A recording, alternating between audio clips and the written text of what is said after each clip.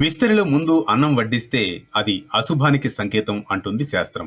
ఆ విశేషాలను తెలుసుకుందాం నేటి మహర్షి టాక్స్ లో. మన సనాతన హైందవ సంస్కృతి సంప్రదాయం ప్రకారం విస్తరిలో వడ్డించేటప్పుడు కొన్ని నియమాలను తప్పనిసరిగా పాటించాలి. అవి శుభానికి సంకేతంగా నిలుస్తాయి. శాస్త్ర ప్రకారం ఇంటికి వచ్చిన అతిథులను ముందుగా స్వాగత సత్కారాలు అయ్యాక విస్తరి వేసి ఆ తర్వాత నెయ్యి, ఉప్పు, కూరలు ఇవి వడ్డించి ఆ తర్వాతే అన్నాన్ని వడ్డించాలి. ఇదే మనం అన్నపూర్ణాదేవికి ఇచ్చే గౌరవం. అలా కాక విస్తర్లో ముందుగా అన్నాన్ని వడ్డించడం అది అమర్యాదే కాదు, అమంగళం కూడా. ముఖ్యంగా విస్తర్లో ముందుగా మాత్రం అన్నం ఎట్టి పరిస్థితుల్లో వడ్డించకూడదు. విస్తర్లో ముందుగా అన్నాన్ని వడ్డించేది కేవలం శ్రాద్ధ కర్మల విషయంలో మాత్రమే. ఇది శాస్త్రం చెబుతున్న మాట. ఇలాంటి మరిన్ని అంశాల కోసం సబ్స్క్రైబ్ చేసుకోండి యూట్యూబ్, ఇన్స్టాగ్రామ్ లలో మహర్షి టాక్స్. మీ ఆర్కే కొత్తకోటతో.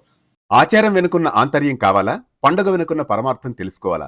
మన సంప్రదాయం మీ మొబైల్లో వెంటనే డౌన్లోడ్ చేసుకోండి వేటి న్యూస్.